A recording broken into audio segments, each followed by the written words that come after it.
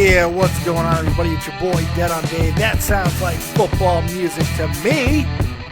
That's what I'm talking about. Welcome back to the channel. Glad you guys are joining me for another video today. I know we're going crazy. Got some sleep for the first time all week, and I felt like doing some friggin' videos of all the sports stuff that happened last night. So, yes, if you're just clicking on this, this is not the first video I've done today. In fact, it's not the second video I've done today. It is the third. And if you want to get my thoughts on the NBA playoffs as well as the NHL playoffs, go check out the videos that I have done previously today.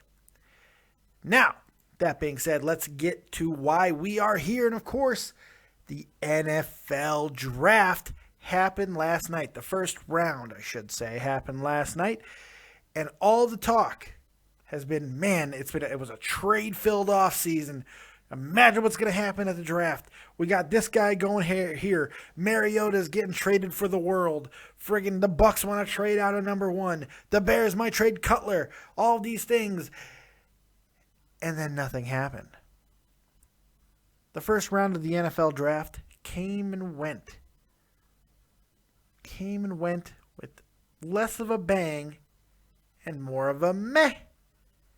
Which is unfortunate because the rumors and everything were running more wild than Hulkamania in the 1980s.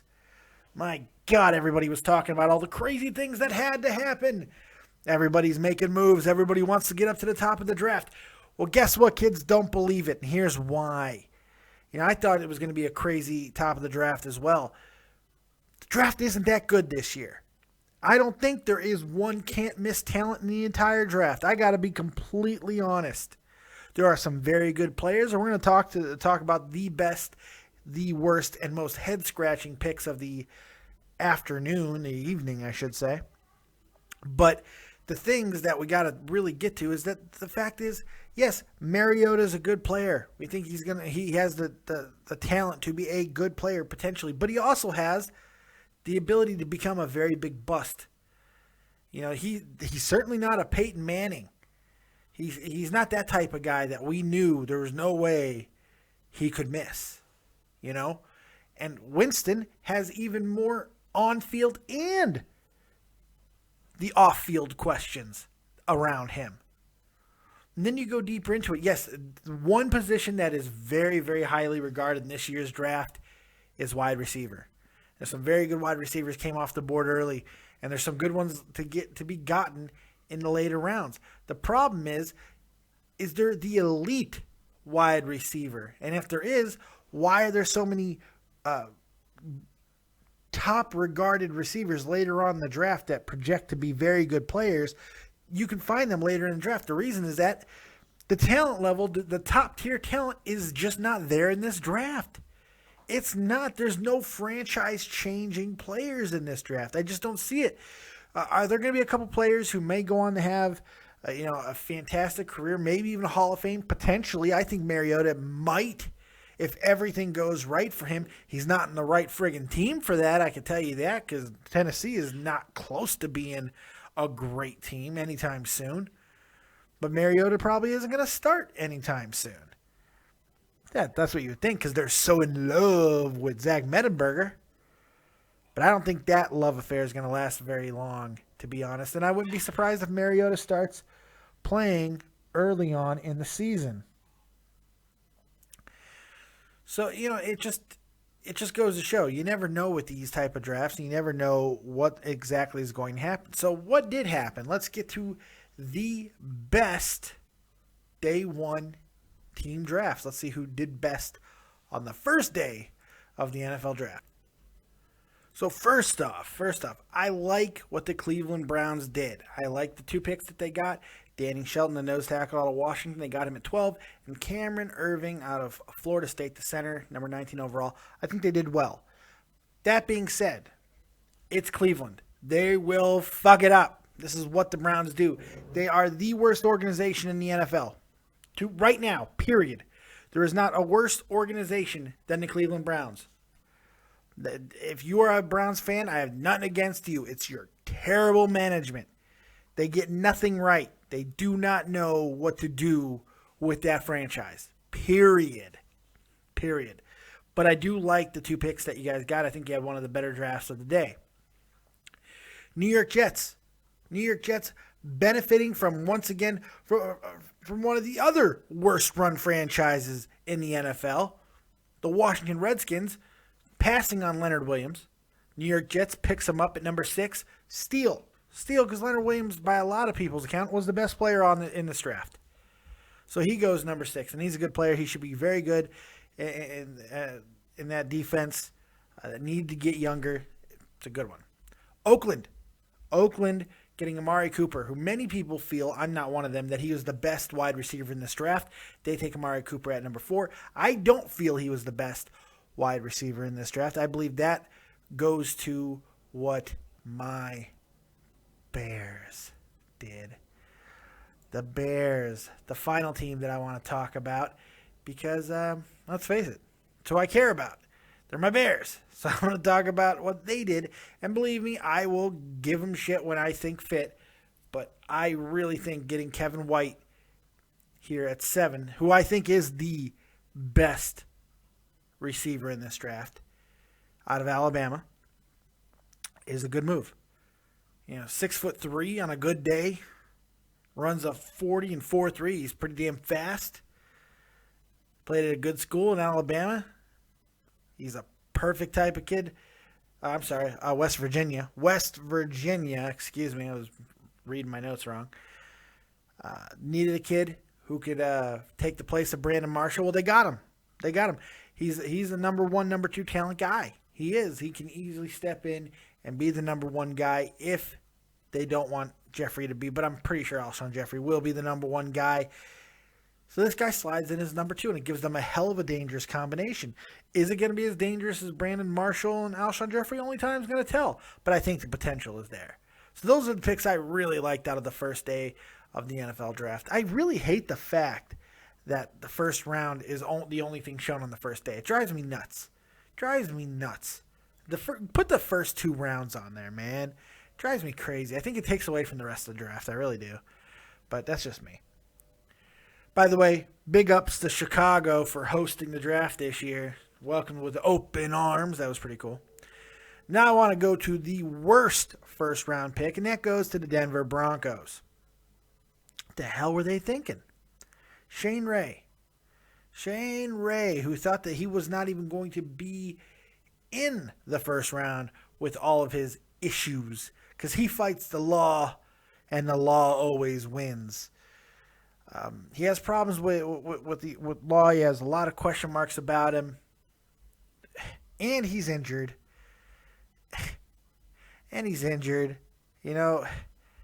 he's probably not going to fit in the Denver Broncos friggin' defensive scheme. There's all these things that go against this guy fitting for Denver. I'm not saying that Shane Ray could be a bad, terrible pick for any franchise. It just didn't make sense for Denver, who had other needs to fill, to take Shane Ray. That being said, Ray's talent might have been the best on the board at the time. And this seemed to be that type of draft where best available was winning out more times than not. People were taking the best guy absolutely almost every time. If they were available, they were going to get taken. Best talent available. Here's the thing. I don't understand what the hell they want to do with this guy in a defensive scheme he doesn't fit.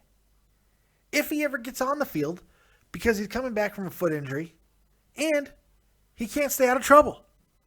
So it just doesn't make any sense. Why make this jump here when you need offensive line help?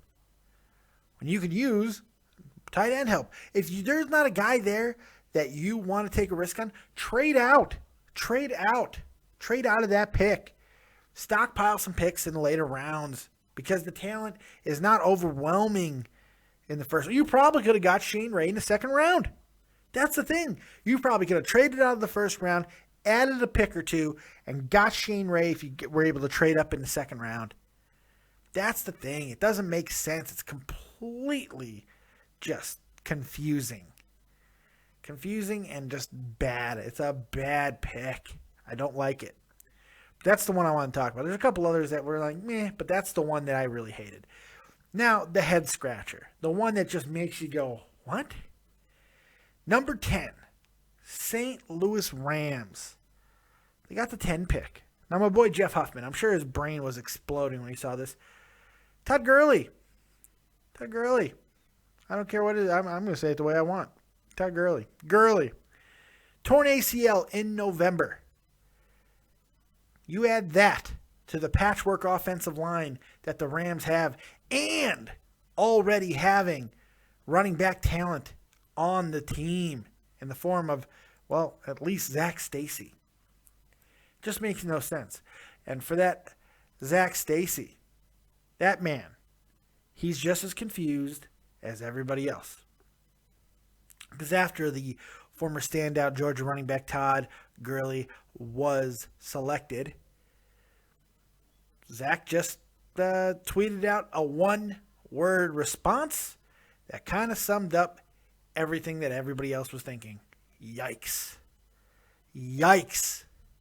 That's all you can tweet out.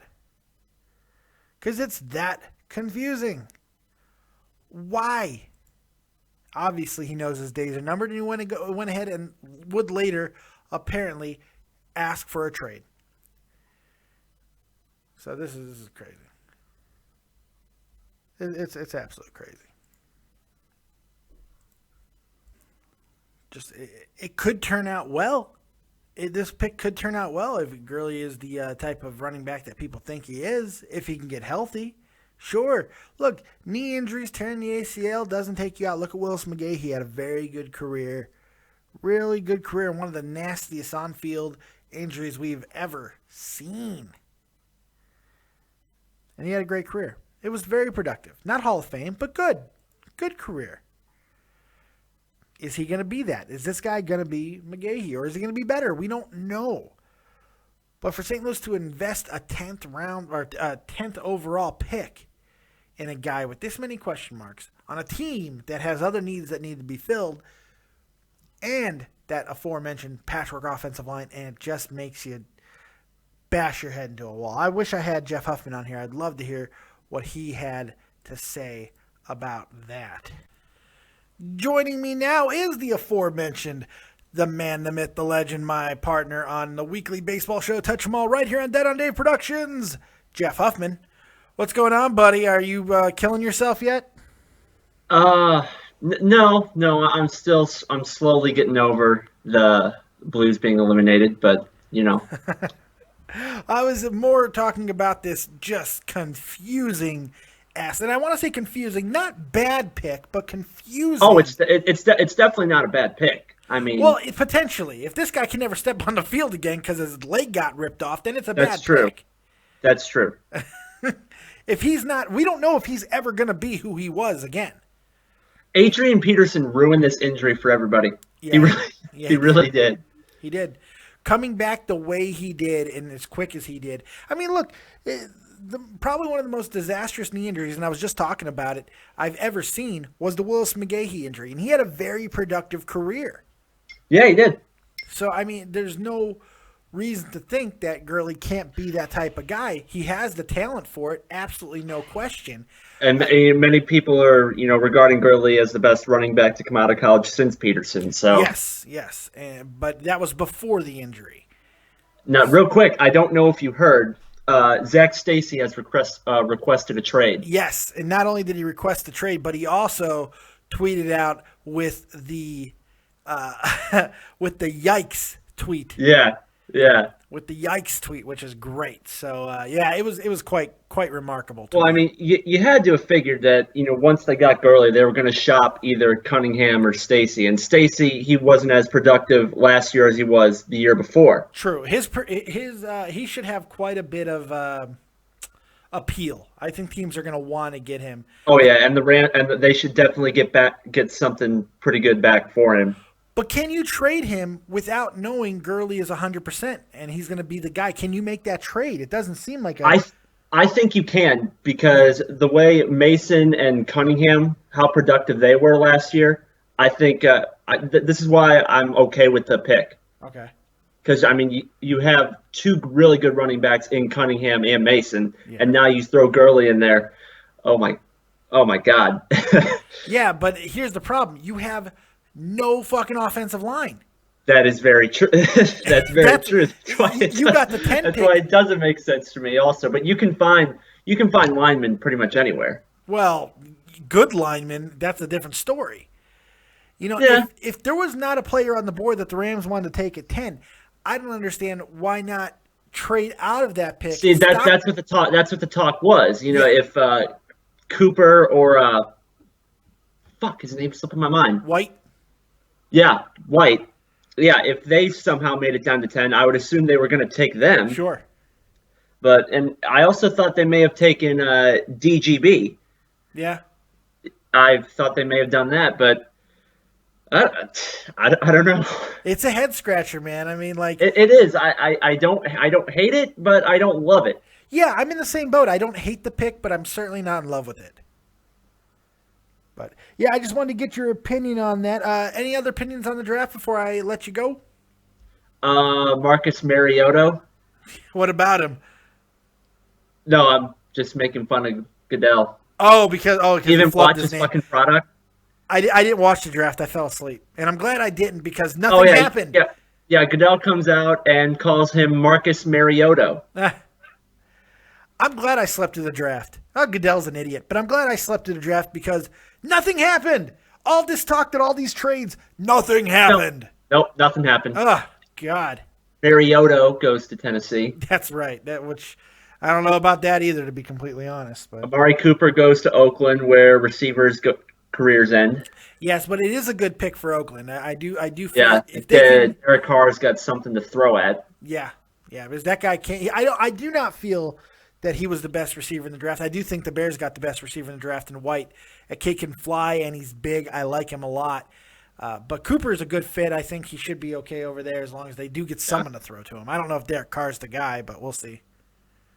Yeah, and now with the Rams, they got Gurley. They could they could play with formations with Mason and Gurley. They could throw them both out in the backfield or put one of them in the slot. Why or not? Why something. not leave less blockers in? Sure. Right. That'll help. Oh man. Oh, God. Yeah. But you know what, though? Jeff Fisher earns the benefit of the doubt. I love Jeff Fisher. So I who really doesn't do. love Jeff Fisher? He's great. He's great. He's the only coach here in St. Louis out of the three sports teams that doesn't get any shit. Because he has the pedigree. Yeah. It's Jeff Fisher. But, hey, look, man, thanks for giving me a couple minutes of your valued time. I appreciate it, bud. Oh, no problem. Thank you. All right, I'll talk to you later, buddy. All right. Jeff Huffman, everybody. Jeff Huffman. He's great, as always. You look, he's just got those cute little abs. And that was Jeff Huffman, as I said. But here on Dead on Dave Productions, you never know what's going to happen. So now we have another guest. My good buddy, Graham Hull. What's going on, pal? Hey, what's going on, Dave? How you doing, man? You thugging and bugging? I'm trying to get by. I was up late last night watching the draft, and I'm glad I slept through that piece of crap draft. Nothing happened. The most boring draft ever. Nothing happened. I'll tell you what, the one thing that I wanted to happen didn't happen, and that made me more mad than anything else. And what's that? Philadelphia was about to bet the farm. Yes. To go get before you. Marcus That's the Mariota. story I haven't talked about yet. I'm about to get to that. Oh, you know, okay. Let's go ahead and talk about that right now. let's get into it right now, and then I'll get all your other thoughts. Since that's on, that was literally the next thing I was going to talk about. Ian Rappaport of the NFL Network reported that Philadelphia, as you said, was about to bet the farm on Mariota. In what way, you probably are asking? What way, Dave? Well, this way. 2 first-round picks, 1 third-round pick, Fletcher Cox, Brandon Boykin, their nickel corner, Sam Bradford, the guy that they just traded for, and Michael Kendricks, a starting linebacker for that team. What the hell is Chip Kelly doing? First, do you believe that trade was legit? And second, why the hell would Tennessee not jump on that? That trade was garbage. You don't like the trade. No, that trade was garbage, but I would have loved to see it because I hate Philadelphia. Well, I mean, would you have taken it if that was being offered to you? Oh, hell yes, all day. Yeah, I would have taken that, and I would have let them bet the farm on Marcus Mariota because just my personal feelings about the guy. Yeah. I think the guy's going to end up being one of those quarterback flops.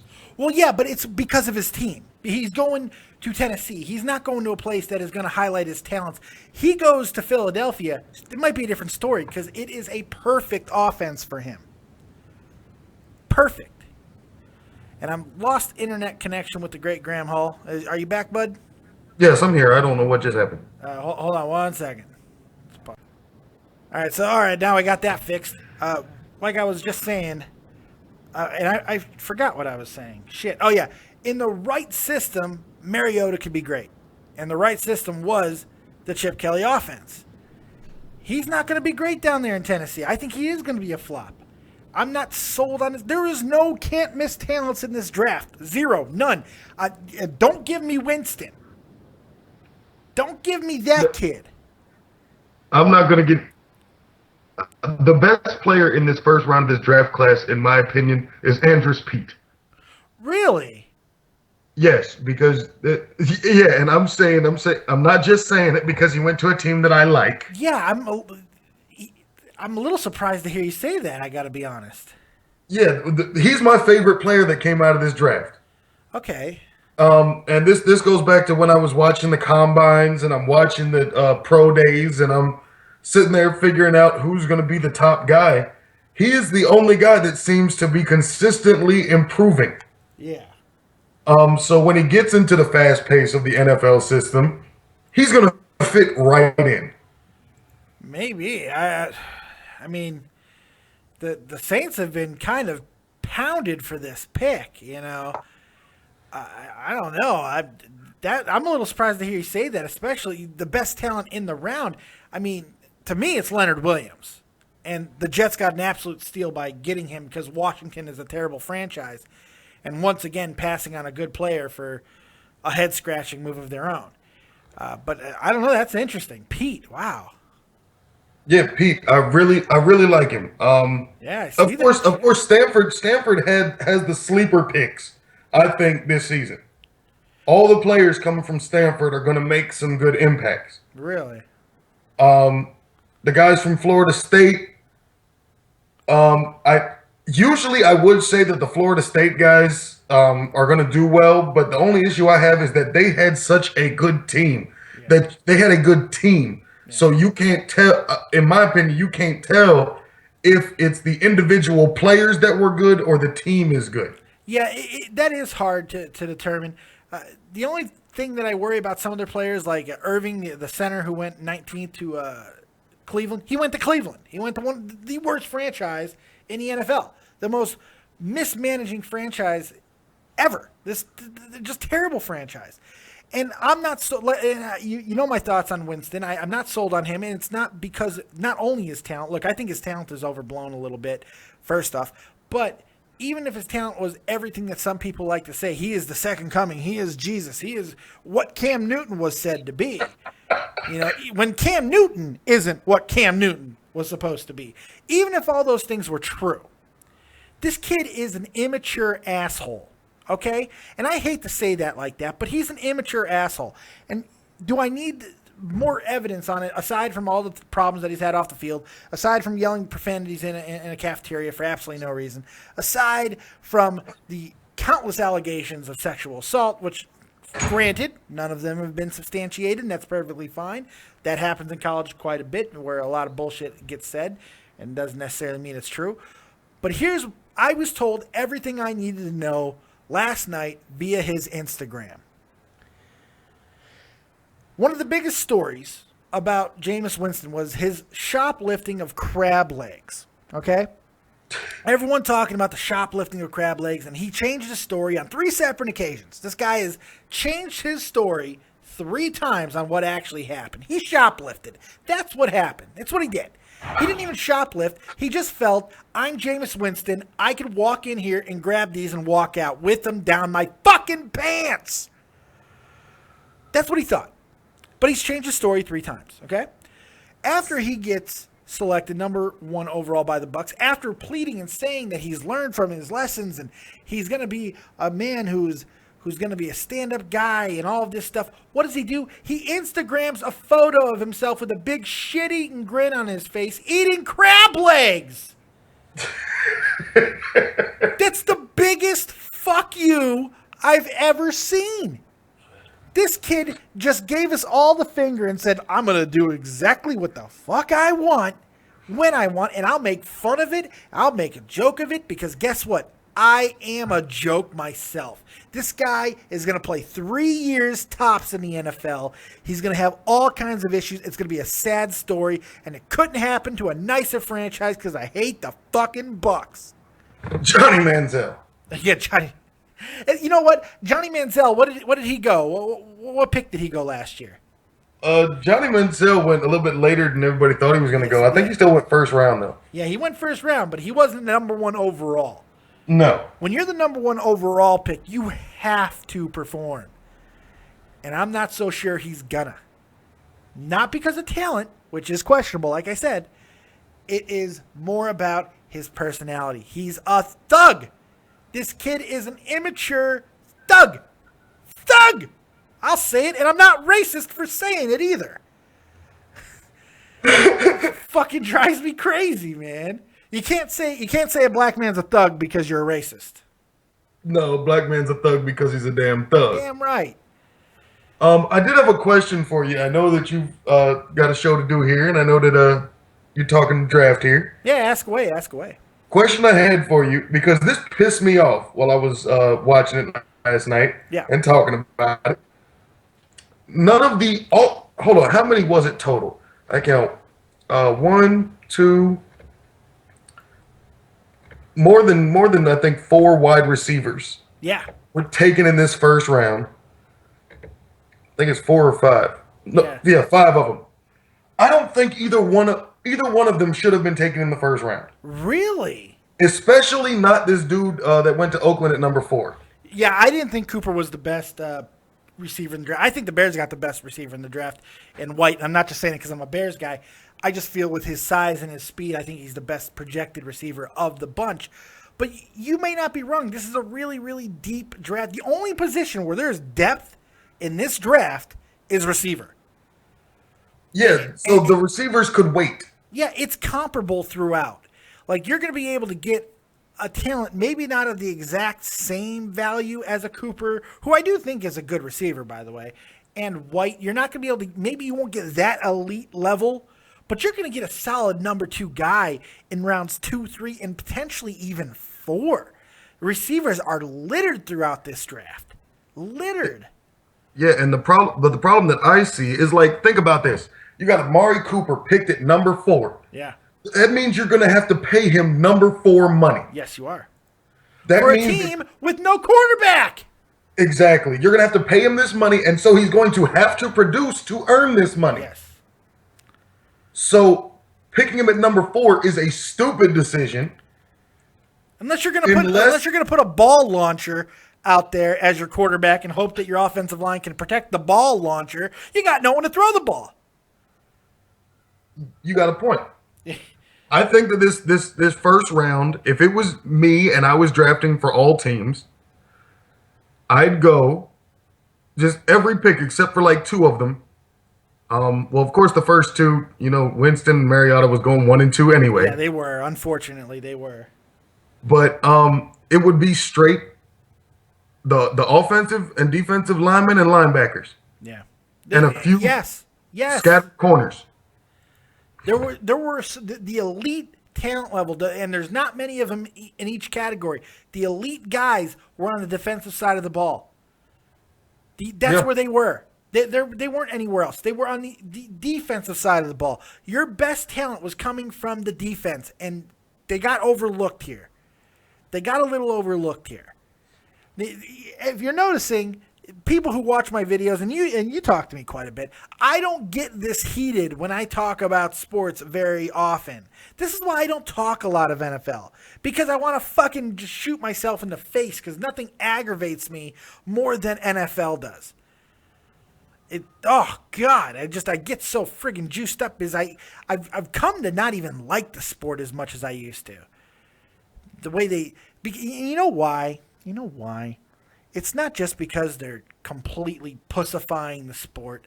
It's not because they're killing it and suffocating it while it sleeps. It's not just because of that. It's because everything in the NFL is so goddamn important. The combine, one of the most useless fucking things in the history of sports. Absolutely useless. There are so many other ways to more effectively scout players than the goddamn combine. It's turned into this week-long fucking Westminster dog show event, and it makes me absolutely sick to my rectum. Then you got the draft.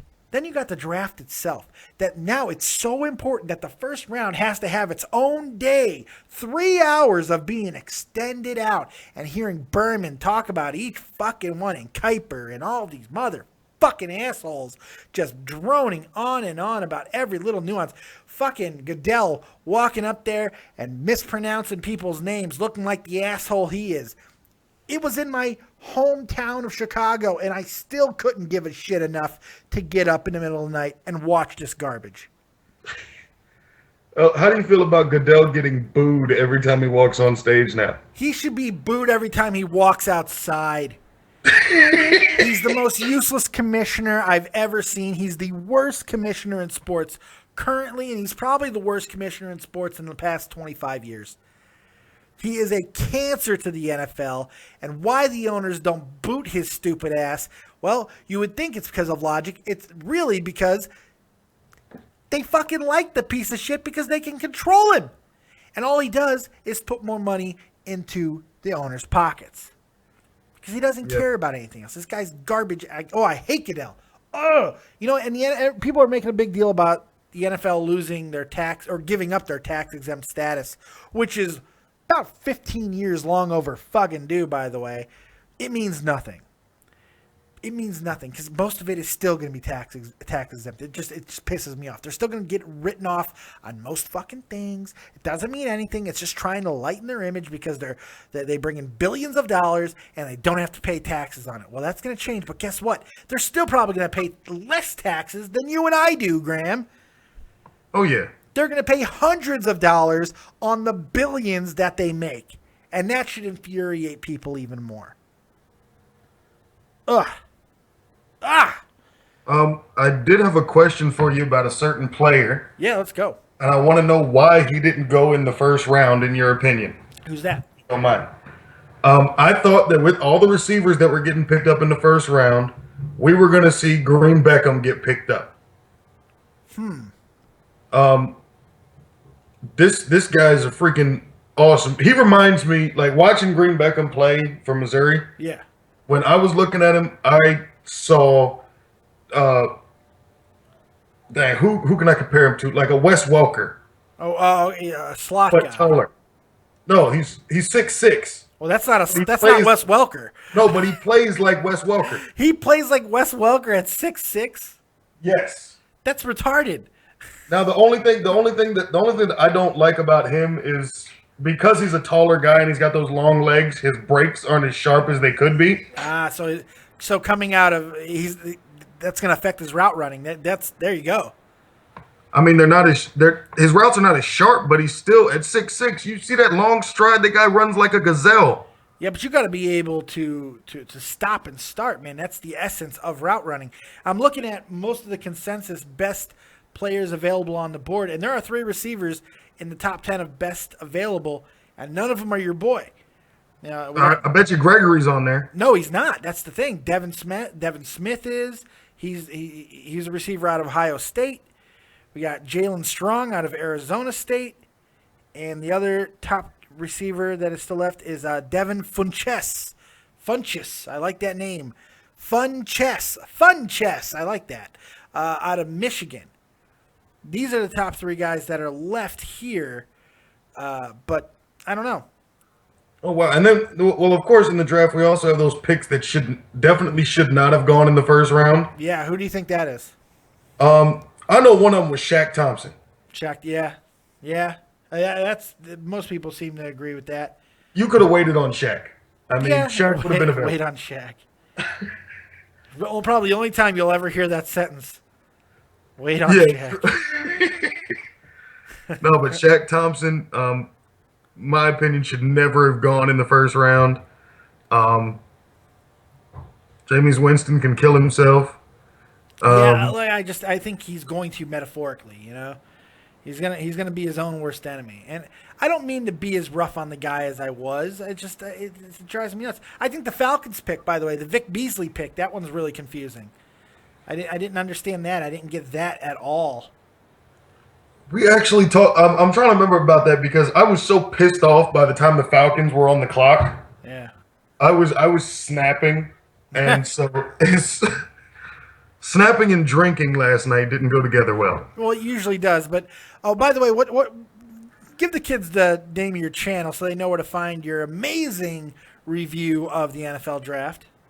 Well, you can go to YouTube, type in Graham Hall, GrahamHull, and last video I put up, daggone draft special, and you get to hear me and a group of other people cussing and stuff and yelling at NFL teams for making stupid decisions. You shoot me a promo, you shoot me a graphic, and I'll put it in my promos thing, and I'll promote your channel right here on Dead on Day Productions if you like, my friend. All right, outstanding. Thank you. Got to do is ask, brother. Another one, Shane Ray. I didn't like that pick by the Broncos. In fact, I think that's the worst pick of the night. Just because the guy same reasons as Winston, and he's coming off an injury. And he doesn't fit in their defense. So all of those reasons. I didn't really like the Shaq Thompson pick, the linebacker. I didn't like that. I don't know if it's definitely up there as the worst. I'm looking through them right now. And the Saints' second pick, Stephon Anthony, the linebacker from Clemson. Oh yeah. You can get away with those type of picks because it's the 31st overall, but I don't know. This is just a weird draft, man. I feel if most teams seem to be going with the best player available. That's what it seemed like to me. They're not going for needs this year. They're going for who they think is the best player. Yeah, who was grading out the top end. They were not going for needs. Here's my problem with that. If you are a team, and the Saints are arguably one of those teams, that need a lot of holes plugged, why not trade out of that pick for a few picks later on? Trade that 31 overall pick for a 3 and a 4 or a 3 and a 5 or something like that. I mean, there are teams that would trade into the bottom half of the first round and give up a little bit of value. You know, I don't understand the thought process. But again, I'm not a fucking mastermind in the NFL. I don't run a franchise. I don't know shit. I'm basically an idiot. I'm a mongoloid sitting on a couch. A fat mongoloid at that. But it makes me insane. I don't think any team really got it right yesterday. I don't know. And it was boring. Wow, I'm not sure if you read this, Dave. What? What's up? I was just looking at NFL.com. Zach Stacy has requested a trade. Yes, he did. I reported it twice on this episode already. Yeah. Oh my God. I'm sorry. No, it's okay. Yeah, he did. In fact, when Gurley got drafted by the Rams, Zach Stacy immediately tweeted out, "Yikes," and then deleted the tweet. And then he has formally requested a trade. I don't like the Gurley pick. I didn't think it made sense. I can't. Okay, not liking it is a little bit strong. Look, the guy tore his ACL in November. Okay, you're taking a hell of a risk on a guy that you don't know if he's going to be the dude that he was in college, and you have a lot of talent in the running back position already on your team. Plus, you have no fucking offensive line. None. Non-existent. So why make this pick? Why not address your offensive line needs instead? Doesn't it make a little bit more sense? That would make a whole bunch of sense. And I mean, this was one of the things we were talking about yesterday.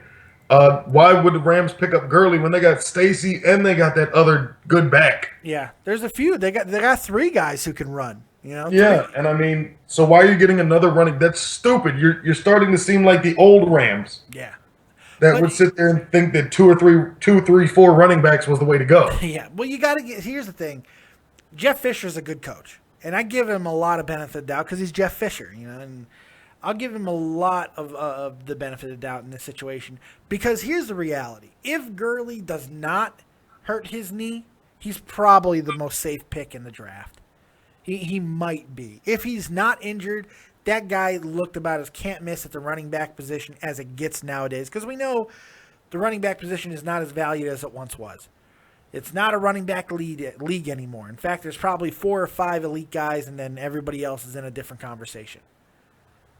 Yes, I agree with you there. But when we're talking about running backs, it has been proven over the recent future that some of the best running backs have come in what round?